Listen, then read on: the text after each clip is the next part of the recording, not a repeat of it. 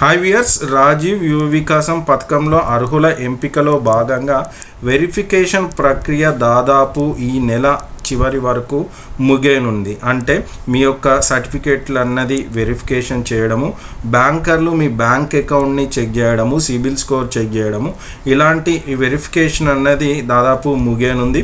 So అయితే ఇక్కడ ఈ వీడియోలో నేను మీకు ఎవరైతే ఈ యొక్క దరఖాస్తు చేసుకున్నారో అంటే ఎస్సీ, ఎస్టీ, బీసీ, ఈబీసీ, మైనార్టీలో క్రిస్టియన్ మైనార్టీ వాళ్ళు ఇలా ఒక్క యూనిట్కి ఎంతమంది దరఖాస్తు చేసుకున్నారు, మరి ఏ కేటగిరీ వాళ్ళకి ఈ రుణం వచ్చే అవకాశం ఉంది అన్న పూర్తి సమాచారం ఈ వీడియో ద్వారా నేనైతే మీకు తెలియజేయబోతున్నాను. అయితే మీరు కనుక మన ఛానల్కి ఇప్పుడే కొత్తగా వస్తే మాత్రం ఛానల్ని సబ్స్క్రైబ్ చేసుకోండి.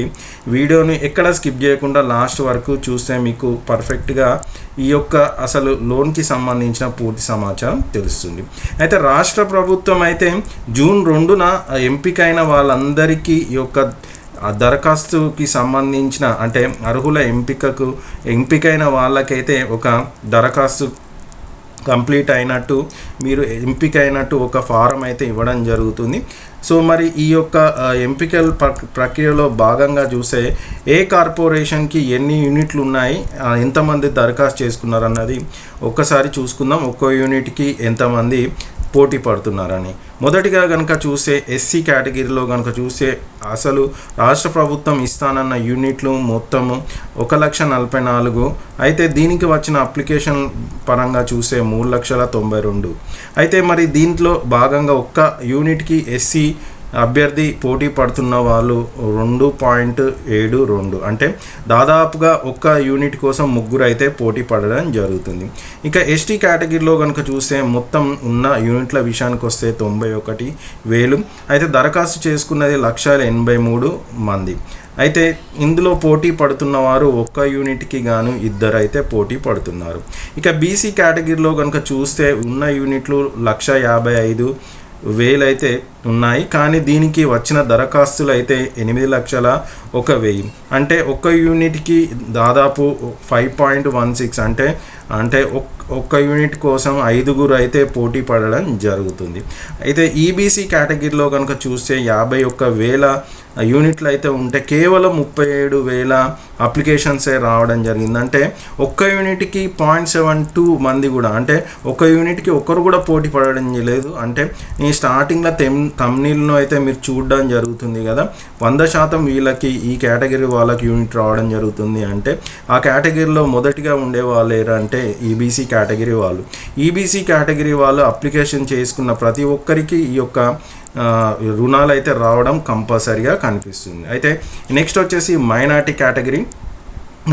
కేటగిరీలో ఉన్న యూనిట్లు 45,000, వచ్చిన దరఖాస్తులు 2,04,000. అయితే ఈ ఒక్క యూనిట్కి కనుక చూస్తే 4.5 మంది, అంటే దాదాపుగా 5 మంది అయితే ఈ ఒక్క యూనిట్కి పోటీ పడడం జరుగుతుంది.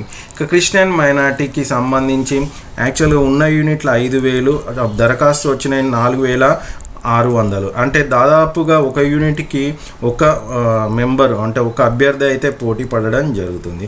సో ఈ విధంగా ఒక్కొక్క యూనిట్కి ఎంతమంది పోటీ పడుతున్నారు అన్న దాని గురించి సమాచారం అయితే మనకు తెలిసిన రాష్ట్ర ప్రభుత్వము ఈ యొక్క అప్లికేషన్స్ అన్నది కనుక చూస్తే అప్లికేషన్లు మొత్తం కనుక చూస్తే 16,20,000 అప్లికేషన్స్ అయితే రావడం జరిగింది. ఇందులో గరిష్టంగా అంటే 5 లక్షల మందికి అయితే ఈ యొక్క యూనిట్లు అయితే ఇవ్వడానికి సిద్ధంగా అయింది. ఇందులో గరిష్టంగా 4 లక్షల వరకు యూనిట్ల కోసం ఎవరు అప్లై చేశారో వాళ్ళకి ఇవ్వడం జరిగింది.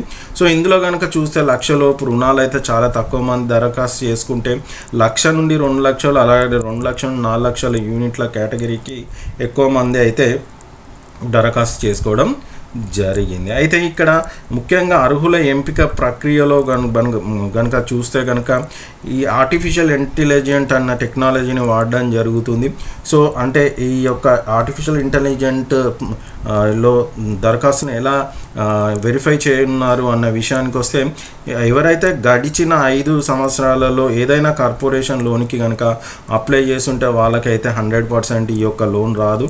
అలాగనే ఈ యొక్క ఆర్టిఫిషియల్ ఇంటెలిజెంట్ ద్వారా మీరు అప్లై చేసుకున్న టప్పుడు అప్లై చేసుకునేటప్పుడు ఇచ్చిన బ్యాంక్ అకౌంట్ను అలాగనే ఆధార్తో కంపేర్ డేటాబేస్ తోటి కంపేర్ చేసి సరైన అకౌంట్ ఇచ్చారా లేదా కూడా పరిశీలిస్తున్నారు. అలాగనే మండలాలు, జిల్లాలు, మున్సిపాలిటీ, నగరపాలిక మున్సిపాలిటీలలో ఎస్సీ, ఎస్టీ, మైనార్టీ, ఈబీసీ జనాభా ఎంత ఉంది అన్నది లెక్క వేయడం జరుగుతుంది. ఈ జనాభా ప్రకారమే ఈ యొక్క పథకాలను అయితే ఇవ్వడం జరుగుతుంది. అయితే మనకు మొదటి నుంచి చెప్తున్న విషయము ఒక్కటే, ఏంటి అంటే ఒక కుటుంబానికి ఒక్కరికి మాత్రమే ఈ యొక్క పథకంకి అయితే అర్హులుగా ఎంపిక చేయడం జరుగుతుంది. సో ఈ విధంగా ఎవరైతే 5 లక్షల మందికి ఈ యొక్క యువ వికాసం ఇవ్వడం జరుగుతుందో దానికి సంబంధించిన పూర్తి సమాచారం, సో ఇక ఫైనల్గా ఏదైతే వెరిఫికేషన్ జరిగిందో ఆ వివరాలన్నది ప్రతి జిల్లా కలెక్టర్లకైతే ఇన్ఫర్మేషన్ ఇస్తున్నారు వెరిఫికేషన్ అయిపోయిన తర్వాత. సో అందులో మళ్ళీ ఫైనల్గా వెరిఫికేషన్ చేసిన తర్వాత జూన్ 2 తెలంగాణ ఆవిర్భావ దినోత్సవం రోజు మంజూరు పత్రాలు అయితే పంపిణీ అయితే చేయనున్నారు. సో ఇదండి రాజీవ్ యువ వికాసానికి సంబంధించి ఎంతమంది అప్లికేషన్ చేసుకున్నారు, ఎంతమంది పోటీ పడుతున్నారు అన్న దాని గురించి పూర్తి సమాచారం. సో వీడియో నచ్చితే మాత్రం వీడియోను లైక్ చేయండి, కంపల్సరీ ఛానల్ని కొత్తగా వస్తే మాత్రం ఛానల్ని సబ్స్క్రైబ్ చేసుకోండి. ఇంకా మీకు ఏమైనా డౌట్స్ ఉంటే మాత్రం కింద కామెంట్ సెక్షన్లో కామెంట్ చేయడం మర్చిపోవద్దు. Thanks for watching video.